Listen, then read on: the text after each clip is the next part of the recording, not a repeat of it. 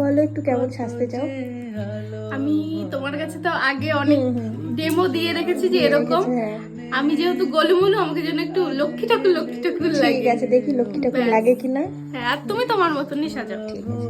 মনে শেষ না হয় আবেশ, মন সেই তো চায় নিশিদিন স্বপ্ন মোর দেখে শুধুই যায়, নয়ন চায় যারে পায় তারে এ পছন্দ হয়েছে পূজা?